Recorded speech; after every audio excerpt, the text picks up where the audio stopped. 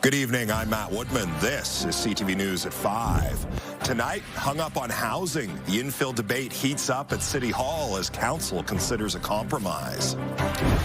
E-Park extension, why the city is making more changes to its paid parking system. And trendy trash, a local business saving damaged clothing from reaching the dump. CTV Edmonton, local breaking news with Matt Woodman.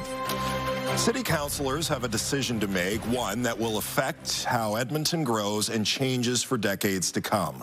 They're on day 3 of hearing from the public on the explosion of infill houses and multiplexes in the 18 months since the new zoning bylaw began. As CTV's Jeremy Thompson reports, the proposed changes present a compromise not everyone wants. When Shepka. Nope. 3 days into the public hearing on infill housing rules, council chambers are looking less crowded. Fewer and fewer of the 150-plus Edmontonians registered are answering as the mayor calls their names to speak. Alex Yang, remote 100%, no. Many of those who had the stamina and free time to wait until day 3 gave their thoughts over video call. Even 5 councillors attended the hearing virtually. Despite the apparent drop in interest, Mayor Amarjeet Sohi says the discussion remains important as ever, especially for mature neighborhoods. Where we have seen population decline, where we have seen, decline of, corner store businesses, decline of school enrollments. So this is really about how we build a better future. Infill homes and especially multiplexes are popping up in mature neighborhoods, projects made easier by the new zoning that kicked in last year. This bylaw and this council will go down in history as responsible for the destruction of this city and the character of our neighborhoods. Loss of trees, sunlight, parking, and privacy. I share this as a cautionary tale for all of you who may not realize exactly how crushing this experience is to a family who has had the rug pulled out from underneath them. Once council hears from everyone, it will debate a number of changes, including reducing the maximum units on a mid-block lot from 8 to 6, requiring more windows on the front of a building, and shrinking the maximum building length by 2 meters. For some, a reasonable compromise. For others, a pointless roadblock. The seemingly small change from 8 to 6 would take the project off the table, not just for us, but for anyone else hoping to build something like it. And CTV's Jeremy Thompson joins us live from City Hall this evening with the latest. So, Jer, the public speaking section is wrapped up and the meeting suddenly got jolted back to life. What happened? Yeah, boy, did it. Matt, it's not often that you hear cursing in council chambers, but that is exactly what happened as council was debating whether or not to extend this meeting into next week, which is into its summer break. Of course, that calendar has been on the books for months, since late last year, and some councillors have booked vacations already for next week, and they say, this is a very important vote that they want to be able to participate in, and if this meeting continues next week, they won't be able to do that. Then this exchange happened. This is a normal course of business with things ramping up, and I would think that maybe the incumbents would have been aware of that. I wasn't, but I've been able to adjust my schedule for the most part. I will have to step away. Point of order. That was so rude, Mr. Mayor. That was so f***ing rude. F*** you, Joanne, right? F*** you. So, yes, some fireworks in council chambers there. The mayor did sort of calm things down there, and both councillors did retract their comments there. And in the end, council did vote to continue this meeting on Tuesday next week. Certain councillors, 4 councillors, voted against that decision. Wright, Hamilton, Cartmel, as well as Principe. And, this infill issue is becoming a major election issue. And if those councillors, or many councillors who are not able to vote on this decision next week, that could very well change the outcome of the vote, which, as we've established, changes the outcome of Edmonton's future, really, Matt. All right, Jeremy Thompson live at City Hall tonight. Thank you. Members of the Kingsway Legion will soon be forced to make a difficult decision regarding the building's future. The Legion's president says it's barely making ends meet. Earlier this week, the Legion sent letters to its membership of more than 1,000, notifying them of a meeting later this month where a vote will take place. Members will be asked whether they want to lease half the building to bring in more money or put the building up for sale to find a smaller, more affordable property. We're keeping our head afloat right now, but we're looking down the road too, and we can't keep going like this where we're just barely making things meet. The Legion president expects a few hundred people to cast a vote on July 29th. Police have laid charges in a crash last summer that injured a local restaurant owner and his infant son. Last August, a car hit Ryan Brodziak, his son, and his dog. Police say the car crossed into oncoming traffic and jumped the curb. A GoFundMe says Brodziak sustained a significant spinal cord injury and remains paralyzed. His 11-month-old son suffered a skull fracture. RCMP have now charged a 67-year-old man. A bridge in Strathcona County is being assessed after it was damaged by a truck hauling a trailer. Just after the noon hour, a driver in a pickup truck hauling a grain silo struck the underside of the Highway 21 bridge. RCMP say it caused significant damage. The silo was also knocked off the trailer and was blocking traffic on the road. A bridge engineer is on scene assessing if the bridge can reopen. Traffic is open on the highway below the bridge. The city is making some changes to its Hotspot parking system. Before, you could only pay for a maximum of 2 hours and had to move your car to a new parking zone after your time was up. Now, you can pay for as long as you want on weekdays between 4 p.m. and 9 p.m. and all day on the weekends. The city says businesses were unhappy with the old time limit. 2 hours was not enough time to park, go to a show, go and actually have dinner, maybe go check out some other businesses in the area. So in removing that 2-hour time limit in the evenings and weekends, now residents have the ability to park for longer and enjoy more of the amenities in the area. The city still wants turnover during office hours, so the 2-hour limit will stay in place during the day. The changes took effect earlier this week. The City of Edmonton wants you to help keep its urban forests safe. The city is launching an Urban Forest Ambassador program. Volunteers can sign up and receive free training to detect early signs of threats to trees, in particular Dutch elm disease and emerald ash borer. They will report their findings to the city and raise awareness in their communities. Although emerald ash borer has not been found in Edmonton at this point, the city is actively watching for it. Edmonton has seen 5 cases of Dutch elm disease. Up until now, Edmonton has been the largest population of unaffected elms from Dutch elm disease in the world. We were prepared for it. It just seemed a matter of when it would arrive, not if. And one of the things that we can do to help stop the spread of Dutch elm disease is to know the signs. The first training session is scheduled for next Thursday. More information can be found on our website at ctvnewsedmonton.ca. Let's head down to Churchill Square now. That's where we find Josh this evening, and he's checking out the Street Performers Festival. Josh, some pretty nice weather today. Yeah, not bad, especially now that the cloud has cleared out and we've got some sunshine all of a sudden poking out down here as things are just getting started and kicking off at the Edmonton International Street Performers Festival. We have one of the performers with us, Jay Flair. Jay, how are you? I'm doing fantastic. Thank you for asking. Excellent. Now, well, especially now that the sun's come out, it's started to warm up a little bit. We'll talk weather in a moment, but Jay, you were saying that 4 years you've been performing at this Street Performers Festival? Yeah, this is my 4th year back at this festival. And what's the best part about performing here? Oh, I would say performing here for myself, you get to meet a bunch of cool international artists from all around the world, and I would say that's my biggest part. Almost as much fun watching some of the other artists as doing the performance? performances? I like the variety of the acts we get at the festival, so it's a great opportunity for me to watch and learn. Okay, so if people want to come down and check out what you do and what all the other performers do, what do you suggest they bring? What should they know? Well, you can grab yourself a lawn chair. Yeah. Grab yourself some cash for the performers to tip, as well as a good attitude and a loud cheering as much as you can cheer. There's some cheering going on right now for Corey Pickett, who's helping to kick things off. But why don't you show us some of what you do? Describe what your act is. So this is called contact juggling. It's almost like a magical crystal ball act that I do. I will let you just watch it. All right, that's pretty spectacular.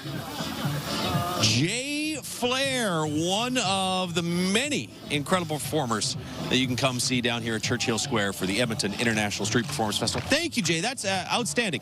All right, let's do a little bit of weather right now. 18 degrees as temperatures have just suddenly jumped here in Edmonton. So it was 17 for a daytime high, but now you can update that to 18. Still 5 degrees cooler than average, 23 the average daytime high. Started the day at 10 degrees. We'll be in that 10 or 11 degree range again tomorrow morning. Decent start to the weekend. We'll be under a mix of sun and cloud for most of the day tomorrow. Should be a little bit warmer than today. We'll get to about 22, and then a chance of some thunderstorms tomorrow evening and some rain in the forecast for Sunday morning as well. So if you want to see Jay or any of the other performers down here, I think tomorrow might be your better option, or Sunday afternoon, as the sun should peek through the clouds late in the day on Sunday. Take a full look at your 5- and 10-day forecast, show you a little more of the sights and sounds down here at the Street Performers Festival, all in just a few minutes. All right. Josh, looking forward to it. Thank you. Coming up next on CTV News, let's go Cowgirls. The Queen of Canadian Country leads the Calgary Stampede Parade. This is so wonderful. It really is an honor. Programming brought to you by Federated Co-ops. Find your summer sweepstakes. Unlock your chances to win at your local co-op. You're watching CTV News at 5. The managing partner for the Energy City Cactus Rats says frustrated season ticket holders will not receive a refund. Multiple season ticket holders have demanded refunds because they expected home games to be played in the team's new ballpark in Spruce Grove. The ballpark is still under construction. Ticket holders shared emails with CTV News that said they were put on a refund list. The team's managing partner, Pat Cassidy, says that was just an internal list to keep track of people who asked for their money back.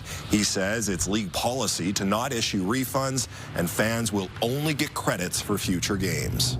But I can almost guarantee you that nobody was ever necessarily promised a refund. We try not to do that. In the sports and entertainment industry, you basically, pay it forward. Games rained out, we give you a rain check.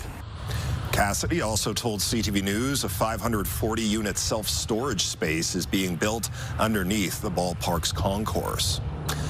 Ottawa is spending almost $22 million on Alberta-based carbon capture, utilization, and storage technologies.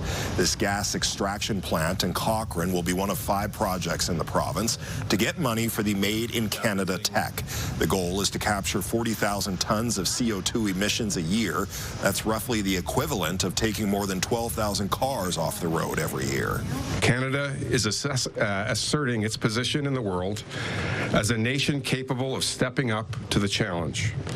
Taking responsibility to be masters of our own home, CCUS technologies will be an essential part of this, presenting tremendous opportunity for clean growth. Enbridge will also get $4 million. Enhance Energy will receive $5 million for separate storage hubs in central Alberta. Shania Twain helped kick off the Calgary Stampede today as parade marshal. This is so wonderful. It really is an honor. And the spirit of the West is alive and well here in Calgary. And everywhere I go in the world, they still love Canadians. About 300,000 people line the streets of downtown Calgary for the parade. The Conference Board of Canada says the 10-day event brings in just under $300 million to the local economy. Prime Minister Mark Carney and federal Conservative leader Pierre Poilievre both have Stampede events planned. Still to come tonight on CTV News, Looking for Love. A new watch party has entered the city. We sold out of all the entries at the door.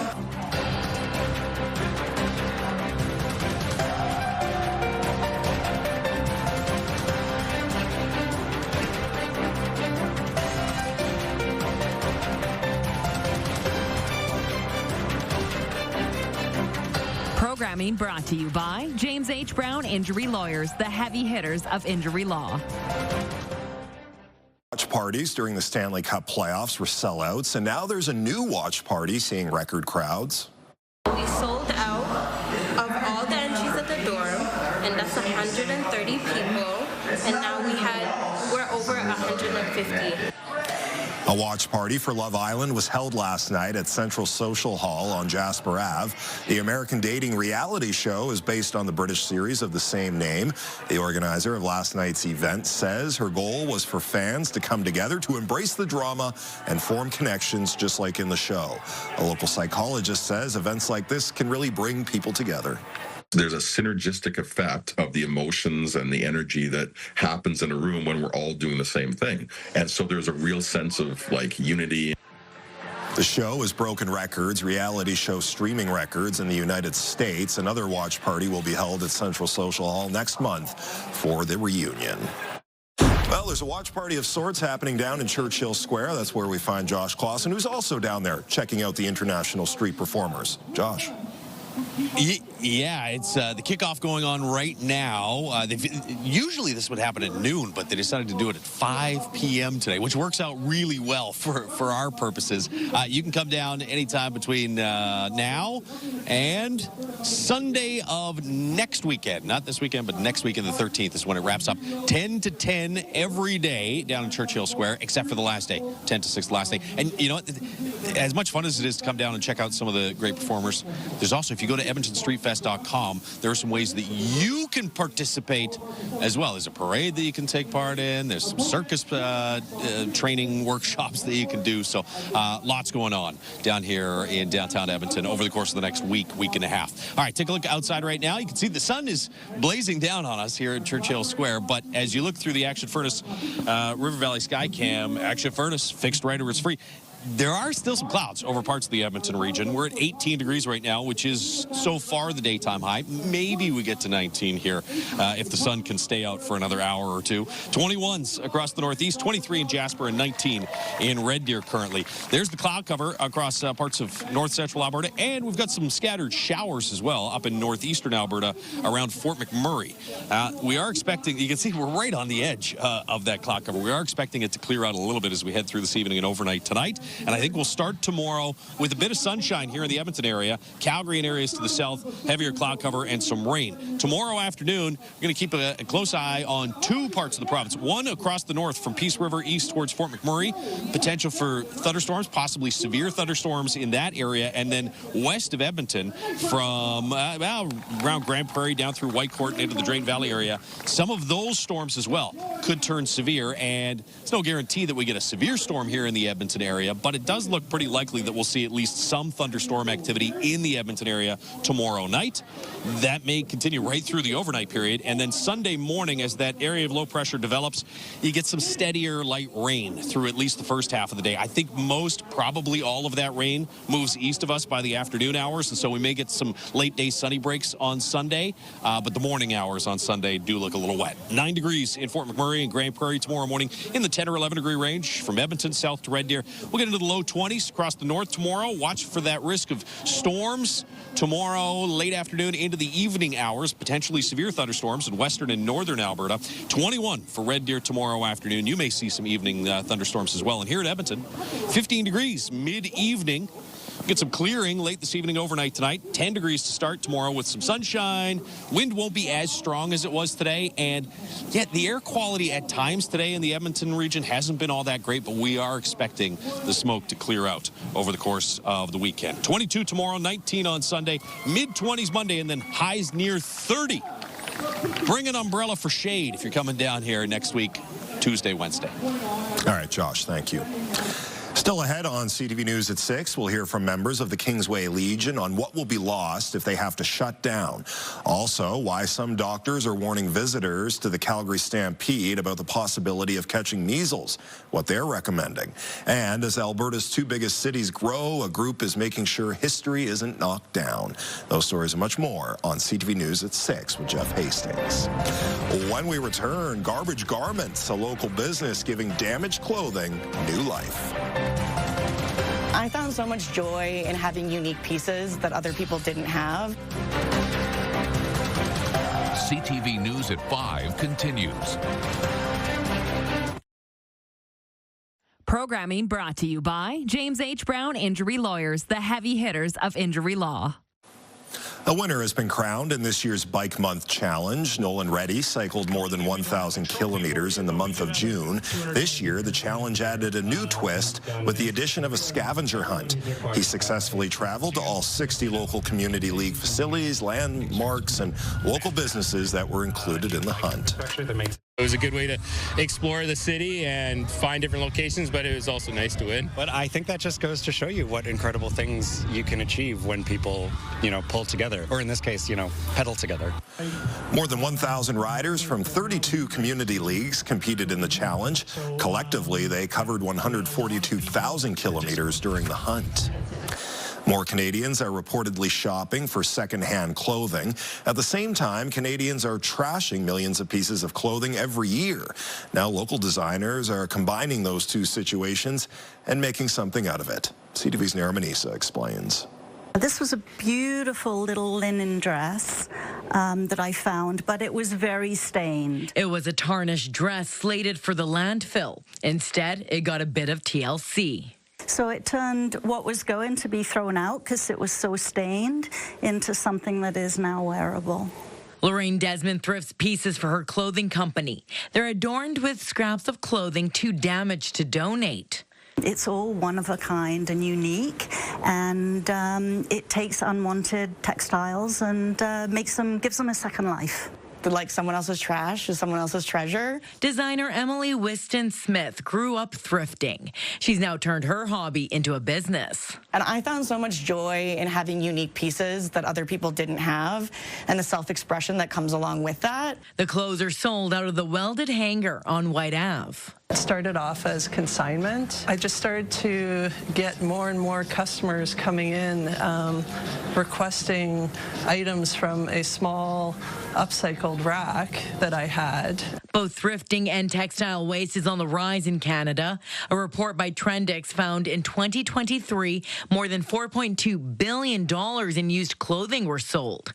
A University of Waterloo study shows in that same year, nearly 500 million kilograms of fabric ended up in landfills. And especially like in this fast fashion world where we just kind of want the next thing, we've kind of forgot that the next thing can be something that's pre-loved. A sustainable way to update your closet. Try on some of these items. You'll be shocked at what you leave with. Helping save money and Mother Earth. Nara Manisa, CTV News, Edmonton. That's our show. Thanks for watching. I'm Matt Woodman. CTV News continues right now.